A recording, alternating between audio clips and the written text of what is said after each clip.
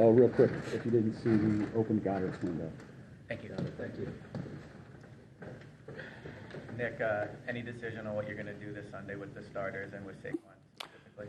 Yeah, we're gonna rest some guys. I know we're locked into that number 2 seed, so we're gonna rest some guys. There's gonna be some guys that are resting. There are gonna be some guys that are in reserve roles. You can't obviously rest everybody with the schedule.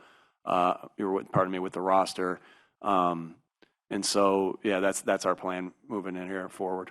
Is Saquon going to be one of them? Yeah, he'll probably be somebody that rests. How valuable will that be for those guys? They've been playing. The bye was early this year. They've been playing 12 straight weeks. Yeah, that definitely played into all the decisions here. Is our bye week being week 5, very early bye week, and so it's very valuable to be able to be in this position to do that, and so. Again, we want to use this week. This isn't our first time having to do this, and we've had experience with this. So a lot of that went into, planning all these things. We want to use this week to continue to get better.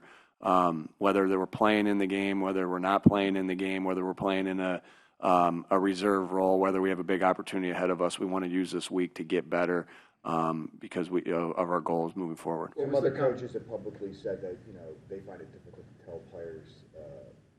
That they'll be playing versus other ones. What is your response to that? And how do you tell the players so that the ones that are playing don't feel like they're?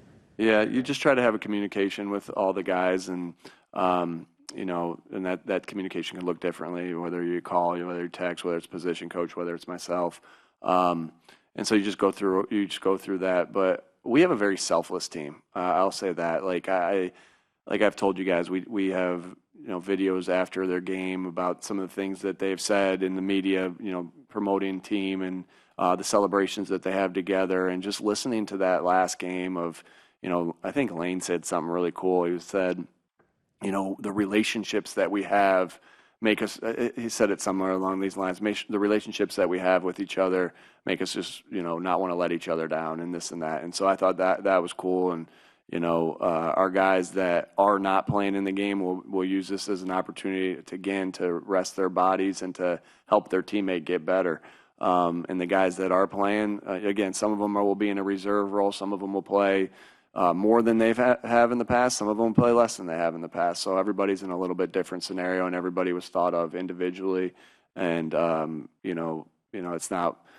Hey, here's the book on this, right? Everybody was thought through. Each and every person was thought through individually. With Saquon specifically, what was the consideration in allowing him to pursue that record and then ultimately deciding not to? Yeah, again, not going to get into all that. I mean, obviously a lot plays into it. Obviously, it's a very special record that's been standing for a very long time by a great player.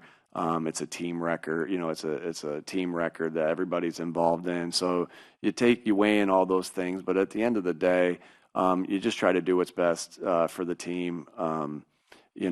Again, when the bye was, guys, how guys are feeling, the bumps and bruises we can take care of. We've put ourselves in a position to be able to, let's say, be in this situation. And so, our goals, are to have success and to have a good, play good the next game we play, not only New York, but whoever we play after that. And so, we think that this plays into that. So it wasn't the easiest decision to go through, but, we have great people in this building and had a lot of input from a lot of different people, players included. Howie and I discussed a bunch, position coaches and coordinators and I discussed a bunch. I discussed with players, and we have just selfless guys that, want to do what's best for the football team and, getting some guys some rest, who've been grinding for the past, 12 weeks. We thought was within the best interest of the team. Of course, I talked to Saquon, yeah. Do you have a decision quarterback? Situation? Yeah, we'll see as the week progresses and where we are as we continue on. So we'll see. What was your conversation with Saquon like? Yeah, I'll keep my conversations private with these guys, but just discussing it with them and, where he was and what he felt. And, you guys can talk to him. And but I always keep my conversations private with these guys. Players who won't play on Sunday, how do you want them to handle this week? Yeah, get better this week, just like we do each and every week. Want to go out there and try to win this football game, just like we do every week. What an opportunity for some of the guys that are going to be playing that maybe don't get as many reps. So huge opportunity for some people to do it in, like in a NFL regular season game. Again, this isn't the first time we've been in this scenario. You look back at your notes on that, you always grow from different things that you go through with these scenarios, but excited for these guys and their opportunity to go out there and play. How is Jalen Hurts doing, and is he still in concussion protocol? Yeah, he's still in there, and so we'll see as the week progresses through. You started Dallas's practice window. How important is it to get him back in the mix, and how quickly do you think that's going to be possible? Yeah, we'll see. It's hard to tell. You can't ever really tell, and get him back on the field and doing things. Start his window, and it'll be super important to have him back. He's a great football player that has helped this team win a lot of football games. So really excited for the possibility to get him back, and like I said, we'll see when that happens. But it's just good to get him back on the field and getting him practicing again, seeing him out there because he is a presence for our offense. Nick, you mentioned talking to Howie. Was Jeffrey involved in the conversations at all? I talked to everybody about everything, use all inputs. So, of course, I talked to Mr. Lurie about everything. That's what, again, communication, good communication is what good organizations do. We have so many resources here to be able to discuss and talk, and you use all those. Ultimately, I had to make the decision of what I felt was the best and, for the team. Luckily, we have great, selfless guys on this football team, but at the end of the day, I had to make the decision of what I felt was best, and this is the direction that we went. But so many good resources, Mr. Lurie, and we've been in this since I've been here, but Howie and Mr. Lurie have been in this same situation multiple times as well. In addition to the past 4 years, so they've had a lot of experience of this as well. So of course you use all resources that you have at your hands to help you make the best decision for the football team. Nick, can you tell us if Jalen's progressing through the protocol? Yeah, I'm not sure how I don't think I talk about the protocol. The protocol is what it is, and I don't have we listen to the doctors, we follow the doctor's advice in this, and they do this by design again, so that the people that are involved in the concussion protocol are the ones that are handling those things, and again, we just take it day by day and see where they are each and every day. You hold importance for records with players and try to communicate those things. How do you frame what Saquon's done this year without it?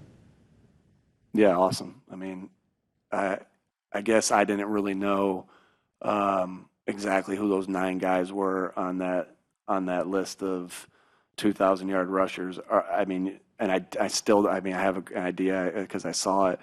But those are they all Hall of Fame players? Are most of them Hall of Fame players? Henry's obviously. Lewis should be in, but he's not. Okay, that's all right. I can't go. All right, so Jamal Lewis. Who else? Chris Johnson. Okay, so he's not in, but But he'll be in. Yeah. So yeah. There you go. So you hear the list, right? You hear the list. A lot of really phenomenal players. Barry Sanders on it? Yes. Yeah. All right. So a lot of really phenomenal football players, a lot of them that are in the Hall of Fame. And so that's a special thing for the team. That's a special thing for Saquon. You think back and I think there's probably been about 4 or 5 quarters, if you add up all the time, that if you add up all the time that some of our starters have missed through the year, with us having leads in the fourth quarter, that's almost a game too. And so you look back at that and you're like, well, you really go through those things and you say that's the best thing that you could do for these guys at the time to make sure that they're healthy. And I think that, again, all those things add up. The bye, having the bye, 12 weeks ago is part of that process. But, you think about all the times that they've had off in that fourth quarter, and it does allow you to be, we've noticed through a 10-game winning streak that some of those games that you have off, like we were able to have a little bit of time off before we played.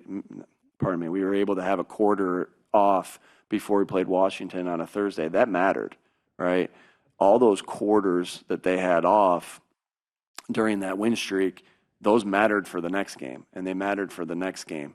Again, I can't tell you how selfless this football team is, and they want to, I won't get into each and every discussion I had with everybody, but I know that the common denominator of what was coming out of all their mouths, this was, let's just do what's best for the team. And man, that's a special, that's a special group of guys that we have, and really fortunate to be associated with these guys. All right, last one, guys. Did you think back at all to the conversation you had with Saquon in New York, or up in New York County? You said it's up to you. Oh yeah. No, I didn't think about that. But yeah, again, he's awesome teammate. You guys have gotten to know him. I think it's pretty obvious how special this guy is. All right. What's different this time? I get him. Okay. What's different this time, either with the situation or with you as a coach, compared to 21 when you had Devontae play early in that game to get that record? It's different positions too. It's there's a lot that goes into it. Every team's different, and you have things of past situations that you've been in, and you take all those things into account. But at the end of the day, every team, every individual is different, and that you always got to weigh all those things in there. So it's a different situation. It's a different scenario that we use the 22 and 21 as a guide, but also again, just like you treat every individual different, you do every situation as well. All right. Thanks. We got to flip it.